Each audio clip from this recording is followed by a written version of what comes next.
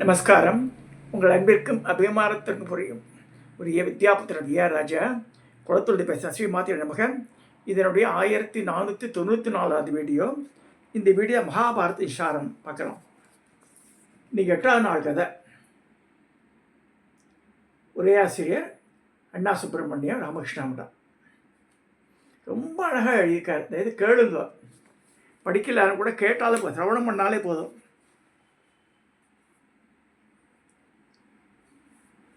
இப்போ பாண்டவாலாம் பிறந்துடுற குந்திக்கு முதல்லையே கர்ணன் பிறந்துடுறான். அப்புறமா யுதிஷ்டிரர், பீமன், அர்ஜுனன் பிறக்கிறான். நகுல சகாதேவா மாத்திரைக்கு பிறக்கிறார். உலகில் நிகரற்ற அழகு படைத்த அவ்விருவர்களை முதலே பிறந்தவன் நகுலன். மற்றவனை சகாதேவன் என்றும் மாத்திரை புத்திரர்கள் எங்கிருந்தவர் பிராமணர்கள் மனதில் மகிழ்வுடன் நாமகரணம் செய்தனர். இமயமலையில் இவர்கள்லாம் வாழ்ந்து வருகையில் அக்குழந்தைகள் ஐவரும் அங்கிருந்த மகரிஷிகளை வியக்கவே செய்தார்கள். நாளடைவில் சமயம் பிராணிகளை மயக்க வசந்த காலத்தில் பாண்டு மன்ன மனைவிகளிடம் மனத்தில் உலாவி வந்தான். அப்பொழுது மாத்திரை அழகாக ஆடைகளை அணிந்து தனியாக அவனை பின்பற்றினார். காம வசப்பட்ட அவன் அந்த ரிஷி கொடுத்த சாபத்தை மறந்துடுறான். குருநந்தனும் பரம தர்மாத்மா பாண்டு மனைவியுடன் சங்கமம் செய்யவே காலத்திற்கு வசமாகி இறந்து படுறான். உயிரிழந்த அரசனை கட்டிக்கொண்டு மாத்திரை துக்கத்தால் மேலும் உறக்க கதிரினாள். குந்தி அந்த குரலை கேட்டு தன் புத்தரிடம் மாத்திரை புத்தரிடம் கூடி எங்கு அரசன் கிடந்தாரோ அங்கு சேர்ந்தார்.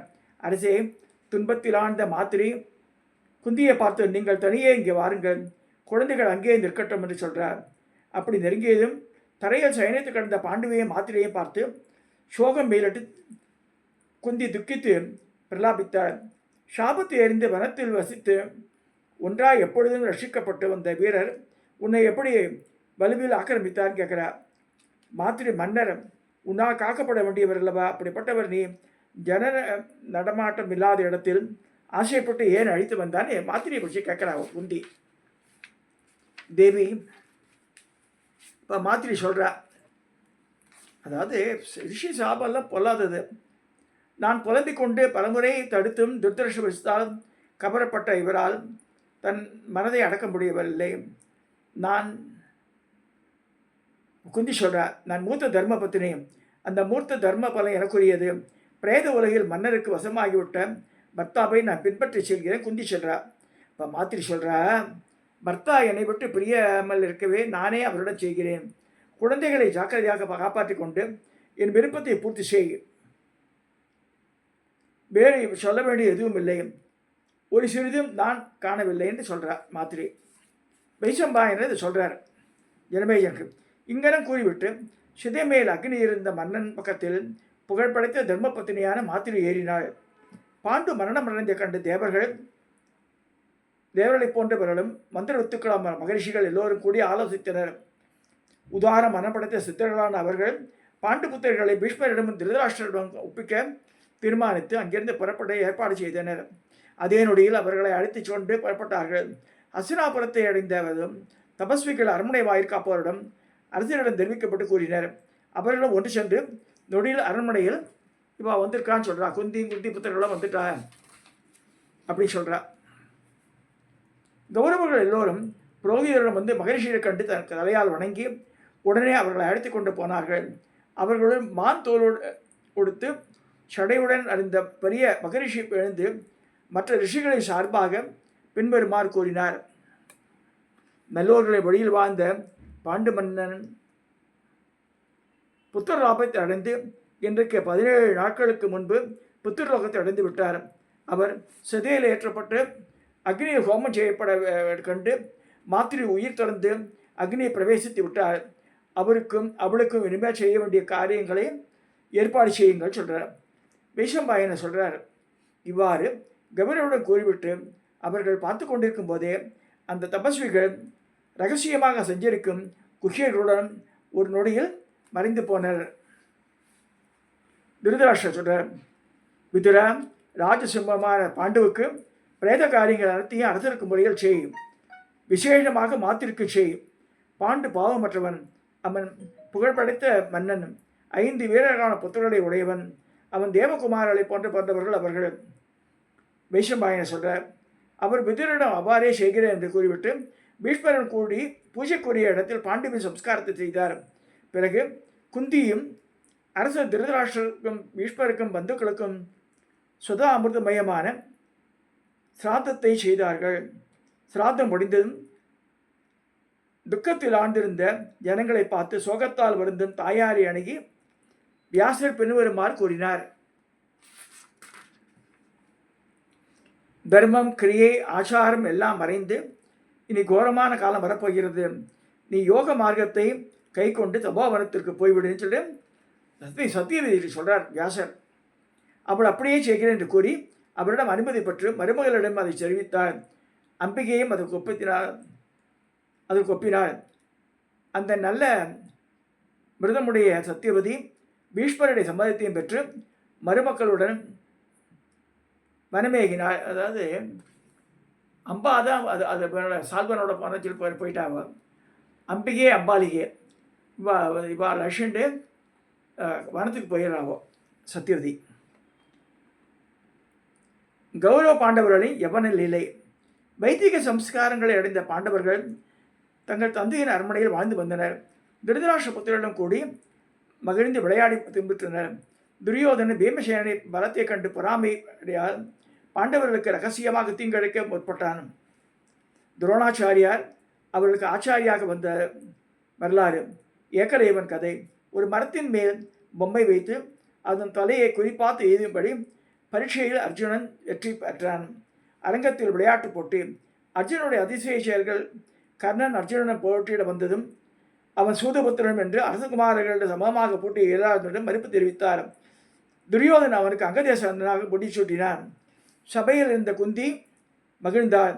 சூரிய அஸ்தமாகிவிட்டதால் போட்டி முடிந்தது. கூட்டம் கலைந்தது. சில அர்ஜுனரை புகழ்ந்தனர், சில கர்ணனை புகழ்ந்தனர், சில துரியோதனை புகழ்ந்தனர். சீடர்களின் குருதட்சணை பெறும் காலம் வந்துவிட்டதால் கருதி துரோணர் பாஞ்சால மன்னன் திருபதனை போரில் சிறைப்பிடித்து தன்முன் கொண்டு வரும்படி குருதட்சணை என்று கூறினார். அப்படியே துருபதன் ஜெயிக்கப்பட்டதும் துரோணர் அவனுடைய அரசியல் பாதியை எடுத்துக்கொண்டு சமாதானம் செய்வித்து விடுவித்தார். கௌரவ பாண்டவ யவன நிலை. வைதிக சம்ஸ்காரங்களை அடைந்து பாண்டவர்கள் தங்களுடைய தந்தையின் அரண்மனையில் எல்லாவித போகங்களையும் அனுபவித்துக் கொண்டு வளர்ந்து வந்தனர். திருதராஷ்டிர புத்திரருடன் கூடி மகிழ்ந்து விளையாடி இன்புற்றனர். பாலர் விளையாட்டுகளெல்லாம் அவர்கள் தங்கள் வீரியத்தால் மேலோங்கி நின்றனர். ஓட்டத்திலும் குறியை எய்துவதிலும் சாப்பிடுவதிலும் புழுதியில் இருப்பதிலும் திருதராஷ்டிர புத்திரர்கள் எல்லோரையும் பீமசேனை தோற்கடித்து விடுவான். மகாபலம் படைத்த குமாரர்கள் 101 பீமசேனை உருவாக சிரமம் இல்லாமல் அடக்கி விடுவான். நீரில் விளையாடுகையில் 10 குமாரர்களை தன் புஜங்களை இடுக்கில் வைத்துக்கொண்டு மூழ்கி விடுவான். மரணாவஸ்தையில் அவர்களை விடுவான். மரங்களின் மீது ஏறி அவர்கள் பழங்களை தேடிக்கொண்டிருந்தால் பீமன் அந்த மரங்களை உதைத்து உலுக்குவான். உதையால் ஏற்பட்ட அடிமரங்களில் இருந்த பயத்தால் நடுங்கி குமார்கள் வேகமாக பழங்களுடன் கீழே விடுவார்கள். இப்படி பீமன் திருதராஷ்டிர புத்திரர்களை போட்டி போட்டுக்கொண்டு வென்று அவருடைய அதிகமான வெறுப்புக்கு ஆளானான். இது அவனுடைய பால்யத்தால் ஏற்பட்டது என்று துரோக சிந்தனை அல்ல.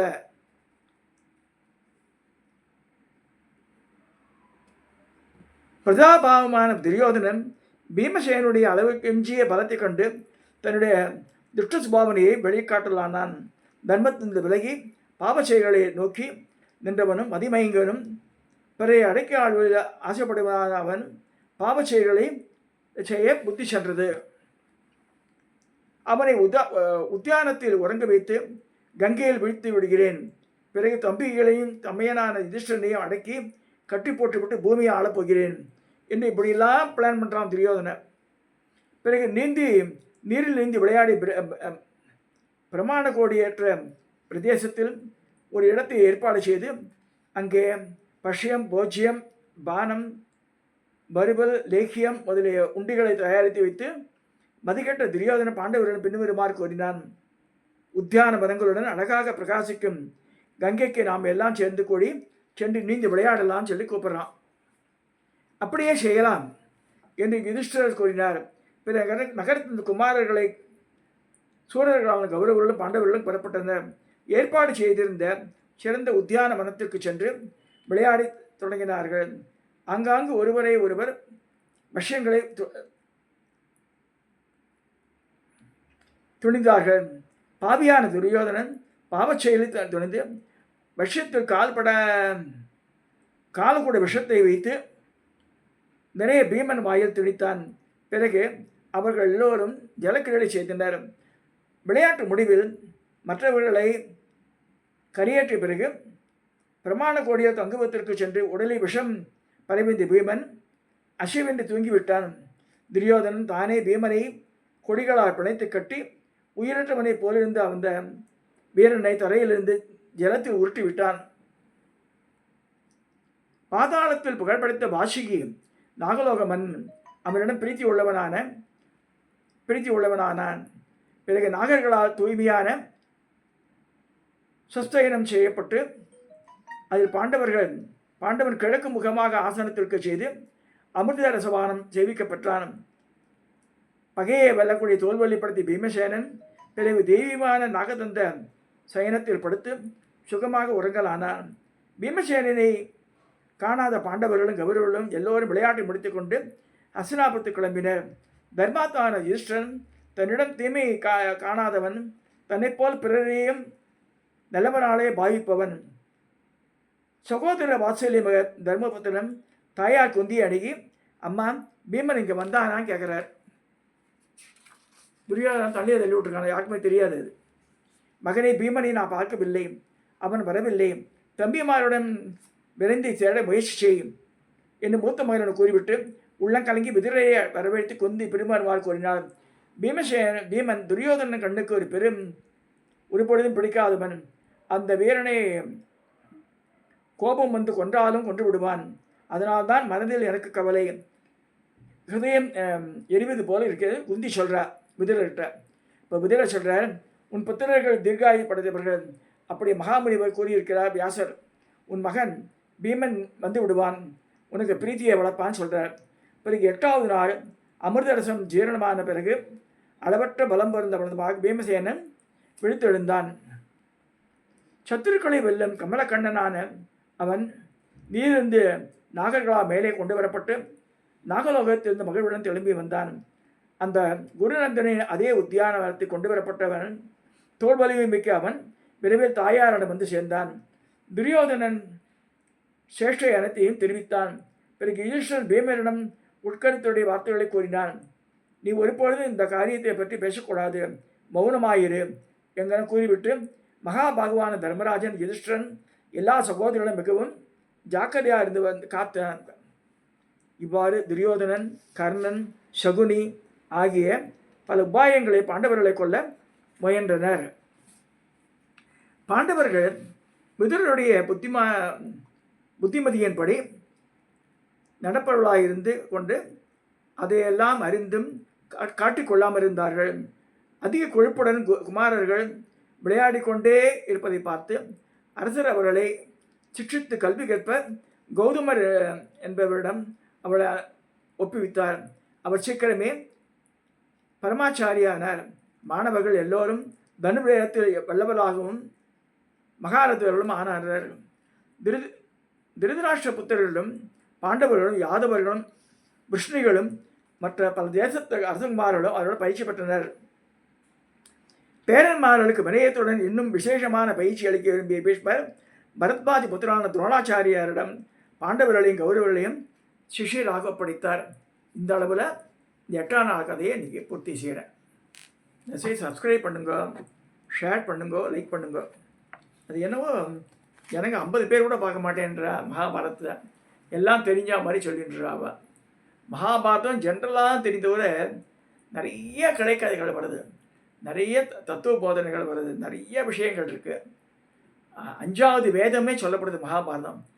செவிமடுத்து கேளுங்கோ. 15 நிமிஷம் 20 நிமிஷம் மேக்ஸிமம், அவ்வளோதான். சப்ஸ்கிரைப் பண்ணுங்க, ஷேர் பண்ணுங்க, லைக் பண்ணுங்க.